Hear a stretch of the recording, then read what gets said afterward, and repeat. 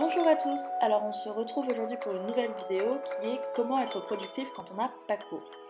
Ça va être en plusieurs étapes. La première bien sûr ça va être de se lever tôt. Donc pour moi personnellement, je ne sais pas si je vous l'ai déjà dit mais j'ai besoin d'au moins 3 réveils pour me réveiller. Donc là 8h, 8h30 et 9h pardon.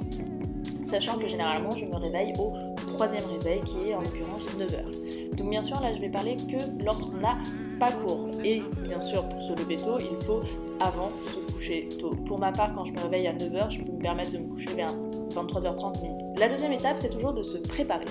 Ne restez pas en pyjama chez vous. Vraiment pas, c'est la pire des choses à faire. Préparez-vous, habillez-vous, maquillez-vous, comme si vous alliez sortir en fait, sauf que vous allez rester chez vous pour travailler, évidemment, puisque sinon ce ne serait pas drôle. Mais du coup oui, prenez le temps de vous préparer, donc en soi ça ne prend pas non plus des heures et des heures. Ce matin j'ai dû prendre 15-20 minutes à me préparer. C'est un petit peu de temps, mais au moins on a le temps de se mettre dans l'idée que on va travailler et que du coup on ne va pas rester toute la journée dans son lit.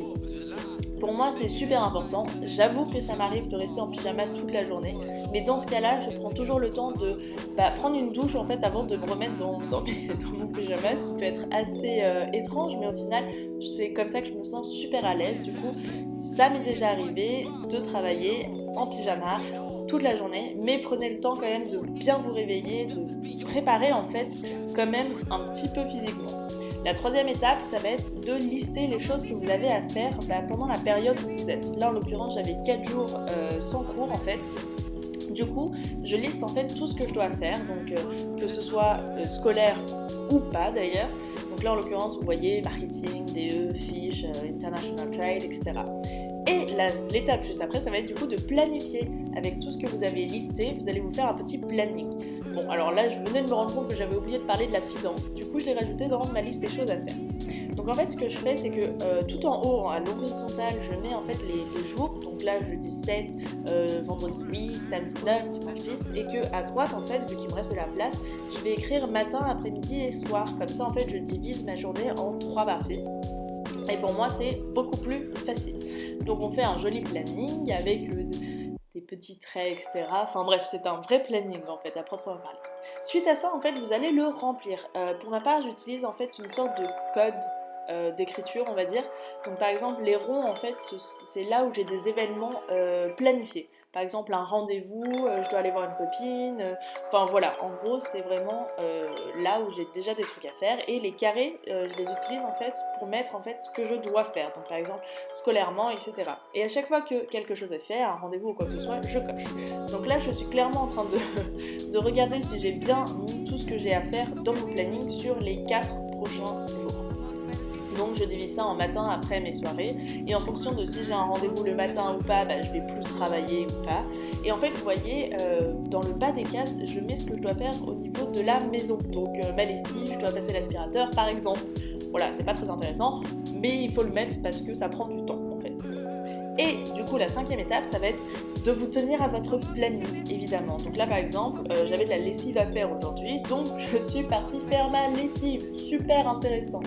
Et en fait, donc vous vous tenez à votre planning, bien sûr, vous essayez de faire un maximum comme vous l'avez dit, et c'est pour ça qu'il faut faire en fait un planning qui soit réalisable. C'est-à-dire que ça ne sert à rien de vous dire je vais faire toutes mes fiches de mes 5 prochaines matières en une matinée. Ça, c'est pas possible, c'est inimaginable, personne ne peut le faire.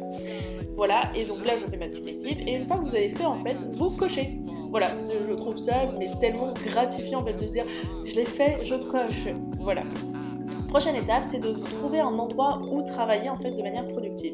Donc là, je rassemble toutes mes affaires. Je prends mon ordinateur, quelques feuilles, je prends ma pochette plastique où dedans il y a tous mes cours. Je prends bien sûr mon petit planning, je prends mon agenda, je prends ma trousse, mes surligneurs parce que je ne vis pas sans surligneur, et mon téléphone, évidemment.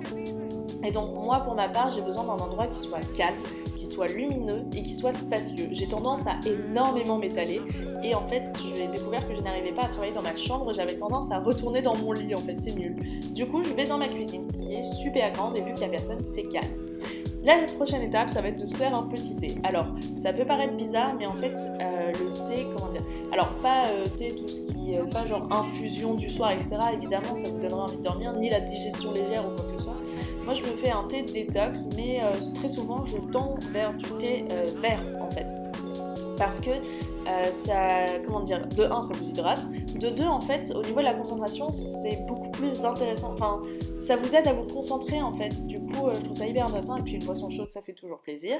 Et en fait c'est aussi pour moi comment dire, c'est pas une excuse mais comment dire, ça m'aide à ne pas manger, vu que je travaille dans ma cuisine, et bah on a très souvent tendance à tendre vers la nourriture et c'est pas très bon. Enfin, comment dire, c'est bon de manger, je vous l'accorde, mais si on peut éviter de se goinfrer pendant qu'on travaille, ça peut être pas mal. Du coup, là, j'installe en fait tout mon petit truc sur la table. J'ai la chance d'être toute seule en fait à la maison quand je n'ai pas cours. Du coup, bah, j'en profite. Donc là, je mets ma théière à côté, une théière qui fait à peu près 2 tasses et demie, du coup c'est parfait. J'agence un peu en fait toutes mes affaires pour que je sois au maximum de mes capacités en fait. Donc monter à côté de mon ordinateur, je décale mes surligneurs histoire d'avoir la place, etc. Et voilà, donc là je fais mon petit thé. Et celui-là est super bon en fait, je vous en ai pas parlé, c'est le Kusmiti Bébé Détox je crois. Alors la 8e étape, ça va être de mettre de la musique. Là, je mets un holà, c'est-à-dire que si vous ne pouvez pas travailler en musique, ne mettez pas de musique, logiquement, c'est normal. Moi, pour ma part, j'utilise la playlist de Spotify qui est Focus, donc concentration, et je mets un truc genre musique, concentration maximum ou que sais-je. Enfin bref, je fais un peu en mode je suis la playlist. Je mets pas trop fort parce que sinon j'arrive pas à me concentrer, mais voilà. Et étape 9, ça va être d'avoir des objectifs. Ça peut paraître stupide, mais en fait, il faut vous mettre des objectifs de temps. Par exemple, là, je mets 45 minutes. Ça veut dire que dans 45 minutes, on fait une petite pause de 5-10 minutes max. Histoire d'être en fait productif, parce qu'on ne peut pas se concentrer pendant des heures d'affilée comme ça. Donc, il vaut mieux prendre la période où vous êtes concentré. Et là, donc, par exemple, vous pouvez vous mettre pas forcément un objectif de temps. Là, je me dis, bah, dès que j'ai rempli en fait toute ma feuille, c'est bon, j'ai fini de travailler. Donc voilà, j'espère que cette vidéo vous aura aidé, j'espère qu'elle vous aura plu. Dites-moi si ça vous intéresse que je vous fasse la vidéo comment être productif après une journée de cours. Parce que là, on a clairement tout le temps de travailler, etc. Parce qu'on a toute la journée devant nous. Mais généralement, quand on rentre de cours vers 5-6 heures, c'est un peu plus dur d'être productif. Donc dites-moi si ça vous intéresse que je vous fasse la vidéo et je pense que je vous la ferai en fait prochainement. En tout cas, n'hésitez pas à me laisser des commentaires pour me dire si ça vous plaît ou pas. Et merci mille fois pour vos abonnements. Je sais que j'ai une trentaine d'abonnements et personnellement je trouve ça incroyable. Ça peut paraître bizarre mais comme ça, mais c'est incroyable. Donc merci mille fois.